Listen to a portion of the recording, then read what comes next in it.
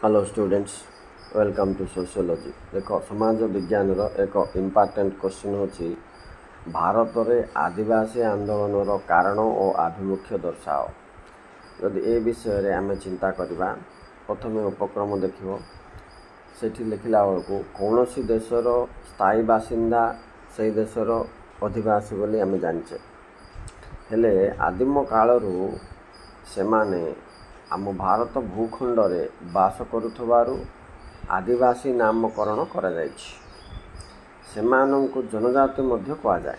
Okay, आओ भिन्न भिन्न जनजाति निज निजर इतिहास, संस्कृति, सामाजिक तथा धार्मिक ढांचा को बजाय रखिया पाई चाहि थांती, किंतु बेले बेले जेतोबेले सेमानंकर एही प्रक्रिया रे विघ्न घटी थाए, निजर जातिर सुरक्षा, संस्कृतिर सुरक्षा इत्यादि पाई आंदोलन करिथांती। भारत रे मध्य सही भली किछि घटना घटिथिबारु इंग्रेज शासन समय रे विभिन्न संप्रदायर जेमति कि तुमर सांताल, मुंडा संप्रदाय, तापरे अन्यान्य संप्रदायर लोकमानंकर उपरे सामाजिक, राजनैतिक, अर्थनैतिक शोषण वृद्धि पाइथिला।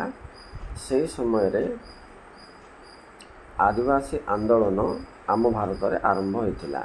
सेथि मध्यरु जो गुड़िक अति प्रसिद्ध थिला बा लोकलोचन को आसिथिला, सेही आंदोलन गुड़िक मध्यरे सांताल विद्रोह बा आंदोलन, मुंडा विद्रोह, नागा विद्रोह, मिजो विद्रोह इत्यादि मुख्य थिला। अच्छा, आमे जदि देखिबा ये जनजाति बा आदिवासी आंदोलन कारण गुड़िक कौन कौन, ताहले प्रथम कारणटी होची इंग्रेज शासन समय प्रचलित नूतन आईन कानून व्यवस्था, जहा एई आदिवासी मानंकु अधिक असंतोष करथिला। तापरे द्वितीय रे विकास नाम रे सरकारन द्वारा करा जाइथिबा उद्योगीकरण आदिवासी समुदाय को अनेक क्षतिर सामना करने को पड़ता। 3 नंबर देखिबा खनि खादन, जंगल और जमी उपरे सेमानंकर अधिकार क्षुण्ण हैला, जोथिपाई सेमाने आंदोलन करने को बाध्य होइथिले। सेही भली 4 नंबर रे अवहेलित उन्नयन कार्य यथा विद्यालय, चिकित्सालय ये सबुर अभाव फल सेमाने नाई नथिबा असुविधार सम्मुखीन होइथिले। 5 नंबर सभ्यता और संस्कृतिर अवक्षय मध्य होइथिला से समय रे। 6 नंबर सामाजिक और अर्थनैतिक वैषम्य वृद्धि पाइथिला। एहा छड़ा सेमाने निजको अन्य गोष्ठी थारू भिन्न बोली फील करथिले, ताको सोशल एक्सक्लूजन मध्य कहाजिवो। समाजर बहिष्करण भलिया स्थिति से माने फील करथिले, जा फल आंदोलन आरंभ करथिले। तो यही सब दृष्टि भारतर भिन्न भिन्न समय रे भिन्न भिन्न विद्रोह बा आंदोलन गुड़िक आदिवासी संस्कृति को सुरक्षा प्रदान करने पाई आरंभ होइतिला। से गुड़िक एबे गोटे गोटे देखिबा। सांताल विद्रोह ये होची प्रथम विद्रोह। एक्चुअली एटा 1822 रे आर फर्स्ट फेज आरंभ होइतिला भागीरथी माझींकर नेतृत्व रे, माझी संप्रदाय। तापरे 1854 और 55 एटा 55 लिखा जाइतिला, 54-55 हबो मसिया रे बिहार परगना अंचल रे बास करथबा सांताल माने विभिन्न अत्याचार सम्मुखीन होइथिले इंग्रेज मानक द्वारा। ता छड़ा जबरदस्त ख्रिस्टियन धर्मांतरीकरण बोलिए ग्रहण करने बाध्य करा जाइतिला। नेक्स्ट जमीदार माने सांताल मानंको विभिन्न प्रकार शोषण करथिले। स्थानीय साहुकार माने मध्य सेमानंको शोषण करथिले। ब्रिटिश रो वार्षिक राजस्व नीति द्वारा सेमाने बहु भाव में प्रभावित होई क्षतिग्रस्त होइतिले। एही सब घटना को केंद्र करी सांताल माने से ईस्ट इंडिया कंपनी विरोध रे आंदोलन जारी करथिले।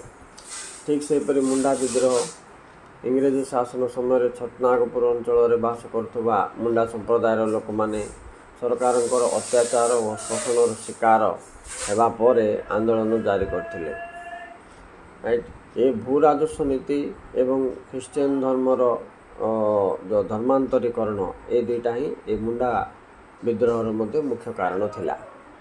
से भली नागा माने नागा विद्रोह करथिले। भारतर उत्तर पूर्व सीमांत अंचल बसती करुवा नागालैंड थिबा ये नागा संप्रदायर लोक मैंने निजर जीविका पाई से माने झुमा चाष करथिले एवं जंगल ही तांकर समस्त आयर आधार थिला।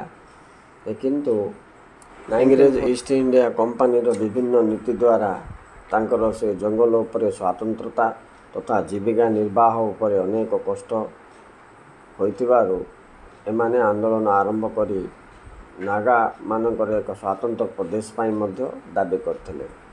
ठीक सेहीपरि निज विद्रोह एमाने मध्य उत्तर भारतर पर्वत्य अंचल थिबा एक गोष्ठी मिजोराम तो मिजोराम बास करथिबा लोक मानकु मिजो कहा जाउतला।